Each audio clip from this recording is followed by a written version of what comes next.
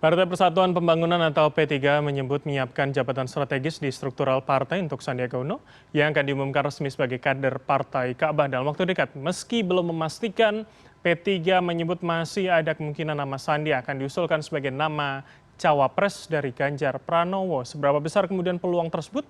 Mana yang menjadi prioritas dari P3? Menjadikan Sandi cawapres Ganjar atau menaikkan elektoral Partai Ka'bah di Pileg 2024?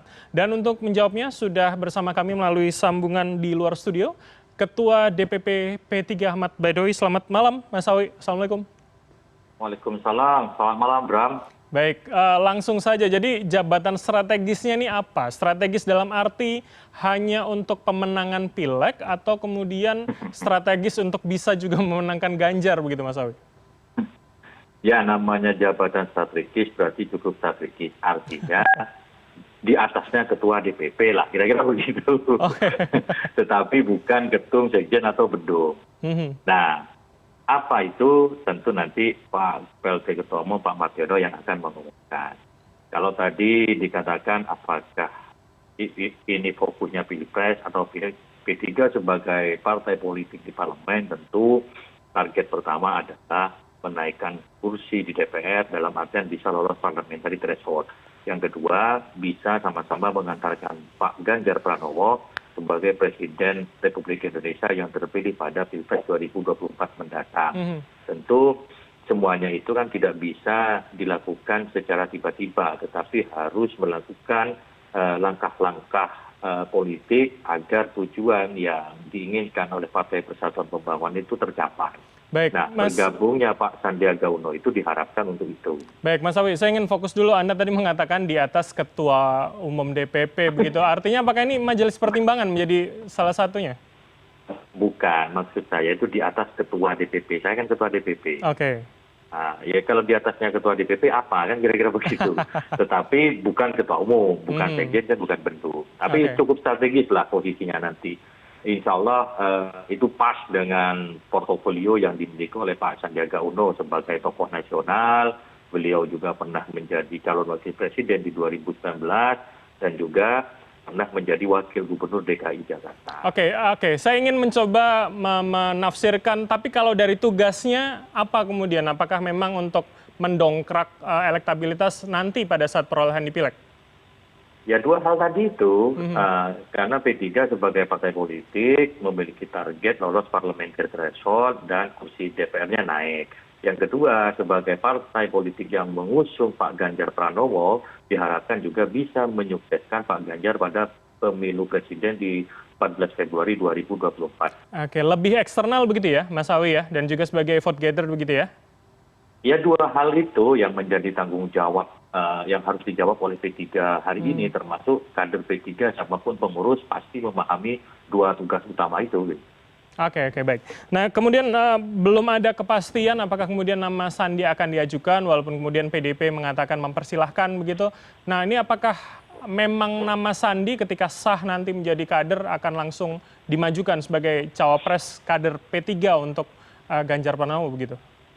Di internal P3 ada mekanismenya, diantaranya selain rapat pengurus harian, juga ada rapat pimpinan nasional. Nah, rencananya akhir pekan ini kita juga akan melaksanakan rapimnas, diantaranya membahas mengenai pemilu 2024. Dan kami katakan dengan tahapan-tahapan itu, maka ketika Pak Sandiaga Uno masuk sebagai kader P3, maka peluang beliau untuk diusulkan sebagai calon wakil presidennya Pak Ganjar kepada PDIP itu semakin terbuka. Seperti kami katakan beberapa waktu yang lalu, ketika beliau belum bergabung dengan partai manapun, terutama dengan P3, kita juga kesulitan untuk menyodorkan nama beliau karena beliau belum kader P3. Nah, ketika beliau menjadi kader P3, itu peluang untuk diusulkan semakin terbuka. Tentu semuanya sesuai mekanisme musyawarah antara PDI dan P3 dan partai-partai yang lain. Yang jelas sebagai sebuah aspirasi tadi Sekjen PDI Perjuangan Pak Hasto sudah membuka diri karena memang kita punya hak untuk mengusulkan. Soal kepastian dia jadi digandeng Pak Ganjar atau tidak, itu kan langkah berikutnya. Tapi yang langkah pertamanya ini, peluang beliau Pak Sandiaga Uno untuk diusulkan oleh P3 itu semakin terbuka lebar ketika nanti sah sebagai kader P3 dan ber-KTA serta berjas P3 gitu. Oke, lebih jelas begitu ya. Tapi yang kemudian dalam perspektif P3 tentunya, Mas Awi, apakah kemudian dengan misalkan nanti diterima sebagai cawapres Ganjar, maka akan memperbesar, kalau saya mengutip apa sebutannya Mas Romi saat itu adalah saham seri A-nya begitu, P3 untuk pasangan capres-cawapres, ataukah kemudian tidak perlu itu tapi cukup Pak Sandi menjadi kader dan juga pengurus saja itu sudah cukup untuk elektoral di pileg nanti? Seperti apa rencananya? Ya, kalau harapan kita sesuai kesepakatan keputusan Rapimnas kelima di Yogyakarta, bahwa keputusan mengenai calon wakil presiden itu diserahkan kepada pengurus harian DPP. Ada tanda kutip di situ, diharapkan calon wapresnya adalah kader P3, baik itu kader yang baru ataupun kader lama, yang terpenting dia ber-KTA P3. Kalau itu kemudian oleh pengamat politik ataupun siapapun dimaknai ibarat kita di bursa efek, dimaknai sebagai saham seri A, ya silahkan saja. Tapi karena faktanya bahwa P3 adalah partai di parlemen yang pertama kali menyatakan usungan secara resmi kepada Pak Ganjar Pranowo. Jadi melalui keputusan mekanisme partai. Oke. Yang berikutnya, terkait dengan peningkatan kursi parlemen termasuk lolos parliamentary threshold itu sudah menjadi kesadaran bersama, termasuk ketika Pak Sandi ketika bergabung dengan P3 tentu memahami hal itu, bahwa hari ini P3 sedang berjuang keras meningkatkan perolehan suaranya di 2024 supaya bisa lolos parliamentary threshold 4%. Berarti poin kedua akan lebih menjadi prioritas begitu, tugas seorang Sandiaga Uno dalam P3 begitu, Mas Awi? Ya, dua-duanya bisa jalan bersama-sama. Tetapi sebagai partai politik, tentu yang dilihat adalah perolehan kursi di parlemen. Kalaupun kemudian beliau diusulkan menjadi calon wakil presiden dan dipilih, ya alhamdulillah, apa yang dikatakan dalam teori politik yang namanya kotel effect itu bisa terbukti dan P3 bisa terkerek insya Allah kalau cawapresnya dari P3 gitu. Oke, baik. Mas Awi, informasi yang kami terima, Pak Jokowi pernah menyodorkan nama Erick Thohir dan juga Sandiaga Uno ke Megawati, namun ternyata responnya tidak terlalu bagus begitu. Apakah kemudian P3 yakin ketika sudah ber-KTA P3, sudah menjadi kader P3, ini akan lebih mulus nanti diterima oleh PDIP dan juga Ganjar? Saya nggak tahu informasi yang Bram sebutkan tadi ya, ya sebagai bumbu-bumbu politik, bumbu-bumbu media, ya silahkan saja. Tetapi kita tidak terkait dengan itu karena PDI juga menghormati P3 sebagai partai politik, memiliki hak yang sama untuk mengajukan pasangan dari Pak Ganjar, karena itulah yang disepakati dalam kerjasama politik antara PDI dengan P3. Dipersilahkan P3 mengajukan calon wakil presidennya karena memang dalam komunikasi politik kita, kerjasama itu kan saling melengkapi satu sama lain. Tentu akan dinilai figur mana yang layak dan cocok untuk menopang kemenangan Pak Ganjar. Baik. Syukur bisa menang satu putaran. Mas Awi, berarti artinya P3 hari ini yakin ya dengan kemudian kriteria seorang Sandiaga Uno mampu diterima dan mampu menutupi apa yang kurang dari Ganjar begitu ya? Ya, setidaknya Pak Sandiaga Uno itu memiliki dua hal yang sangat dibutuhkan. Pertama, dari kalangan Islam, santri, beliau termasuk tokoh muda Islam. Yang kedua dari luar Jawa. Apapun ceritanya, konfigurasi pemilih di Indonesia itu kan 60% di Jawa, 40%-nya luar Jawa. Nah, keterwakilan dari sisi geografis itu penting, dan juga keterwakilan dari demografi juga penting. Tentu selain itu, yang tidak kalah penting adalah calon wakil presiden itu bisa menggerakkan mesin partai pendukungnya dan juga mesin relawan untuk memenangkan kontestasi. Dalam hal ini misalkan menggerakkan mesin partai, menggerakkan relawan itu kan tidak mudah juga.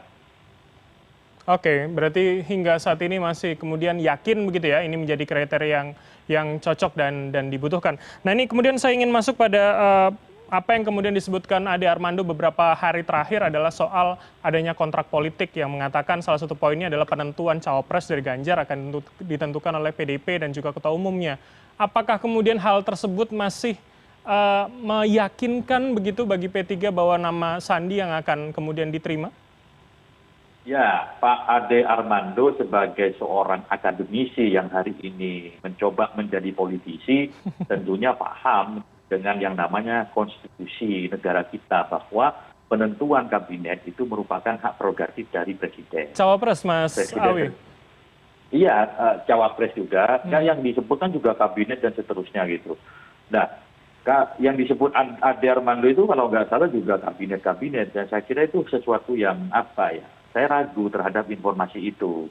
Dan dalam berbagai kesempatan kami bertemu dengan PDI itu silakan membuka diri kepada partai-partai yang terlibat kerjasama politik untuk mengajukan, apalagi P3 merupakan partai parlemen yang pertama kali menyatakan dukungan. Dan itu tentu menjadi catatan sejarah yang tidak bisa diabaikan begitu saja. Dan teman-teman PDI memahami itu. Kita kan kerjasama dengan PDIP bukan sekali ini saja, tetapi sudah memiliki kesejarahan yang cukup panjang, baik di tingkat nasional maupun di daerah. Oke, berarti penentuannya memang akan ditentukan oleh PDIP dan ketua umumnya begitu? Tidak akan melibatkan P3 nanti? Meski sudah atau pertama kemudian yang ikut mendukung Ganjar?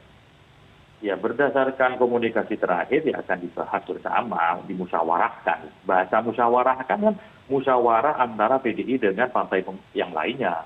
Kan nggak mungkin kalau musyawarah itu sendirian. Namanya musyawarah minimal ada 12 pihak. Itu yang kami dapatkan dalam pertemuan-pertemuan dengan teman-teman PDIP.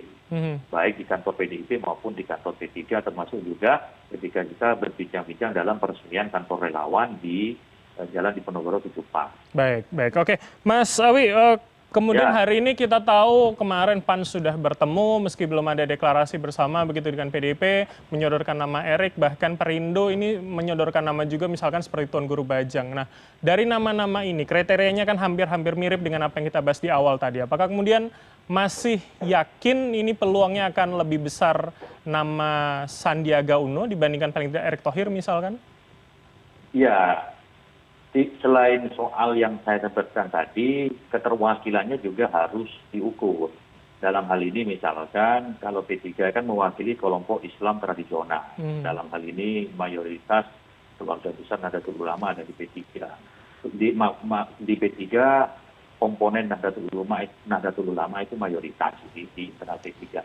Dan itu menjadi poin penting saya kira yang tidak dimiliki oleh yang lain. Tapi sekali lagi kita serahkan pada dinamika politik, negosiasi politik selama kurang lebih 3 bulan ke depan. Toh penetapan calon presiden dan calon wakil presiden itu baru akan diputuskan pada sekitar didaftarkan ke KPU kan berdasarkan jadwal itu kan bulan November, masih cukup lama. Dan masih kita punya cukup waktu untuk menentukan itu. Oke, berarti masih akan cukup panjang, tidak kemudian lebih khawatir lagi ini calonnya tidak akan, atau kemudian tersalip calon lain, artinya masih banyak waktu, peluang makin, atau penumpang gerbong ini akan lebih banyak lagi nanti ke depannya? Semakin banyak waktu, itu semakin banyak mensosialisasikan diri, semakin meningkatkan popularitas, dan itu menjadi bagian tak terpisahkan dari penilaian-penilaian terhadap calon wakil presiden yang akan mendampingi Pak Ganjar. Nah, seperti kami katakan tadi bahwa dalam pakem konfigurasi kepemimpinan kita antara konfigurasi nasionalis dengan Islam, khususnya Islam tradisional itu selalu ada. Apalagi ini periode pertama, pilpres tanpa incumbent. Misalkan pada 2004 kita lihat Pak SBY menggandeng Pak JK, di 2014 Pak Jokowi menggandeng Pak JK yang kalangan NU Islam luar Jawa, maka pilih kami dan saran kami di pemilu 2024 nanti Pak Ganjar representasi nasionalis menggandeng tokoh yang Islam dan dari luar Jawa, sehingga itu saling melengkapi satu sama lain dan kemenangan bisa mudah dicapai. Tentunya mesin politik partai lebih mudah untuk bekerja. Oke, masih keyakinan itu masih besar begitu ya, meski waktu yang cukup panjang. Kalau tidak salah kemudian PDIP sempat mengatakan akan masih menimbang dan juga memutuskan di September nanti bahkan. Ya, partai politik kan harus punya keyakinan untuk menang. Karena partai politik sejarahnya, niatnya dibikin untuk ikut pemilu dan mencapai kekuasaan atau mencapai kemenangan, bisa merebut kekuasaan. Tidak ada ceritanya partai politik didirikan untuk oposisi, tidak ada. Menjadi oposisi itu karena kalah dalam pemilu. Nah, karena kita sudah komitmen seperti itu, maka harus yakin, harus optimis gitu. Oke, pun misalkan tidak diterima nama Sandiaga Uno sebagai cawapres Ganjar, akan tetap bersama PDIP begitu ya, P3? Keputusan mengusung Pak Ganjar itu merupakan keputusan Rapimnas. untuk beralih dukungan dari Pak Ganjar itu tidak mudah. Harus melakukan rapimnas lagi untuk membatalkan hasil rapimnas sebelumnya. Oke. Jadi masih selama hasil rapimnas itu belum dicabut, maka dukungan pengusungan kepada Pak Ganjar itu masih berlaku. Bulannya belum ditentukan Mas hingga saat ini, kapan akan diumumkan kemudian? Kalau kami memprediksi pasangan cawapres ini baik Pak Ganjar, Pak Prabowo ataupun Pak Anies itu kemungkinan di last minute karena ini terkait juga dengan strategi politik. Biasanya yang kemarin-kemarin itu diumumkan di akhir-akhir karena melihat siapa kira-kira yang akan diusung, yang akan digandeng, siapa yang akan digandeng, kemudian peluangnya seperti apa. Kalau diumumkan jauh-jauh hari, itu kan lebih mudah dicari sisi kelemahannya. Feeling kami, feeling politik P3, kok sepertinya calon wakil presiden ini baru definitif ketika menjelang pendaftaran ke pemilu, bahkan bisa seminggu, atau kalau 2019 kemarin, sehari sebelum mendaftar ke pemilu, gitu, ke KPU. Gitu. Baik, 2019 saja yang ada incumbent H-1 begitu ya, apalagi sekarang yang kemudian semuanya calon yang baru. Baik, kami akan tentu menunggu Mas Awi, kapan kemudian pengumuman cawapres dan siapa yang akan dipilih. Terima kasih atas waktu Anda, Mas Awi Ahmad Baidowi, Ketua DPP P3 telah bergabung bersama kami. Sehat selalu, Mas Awi.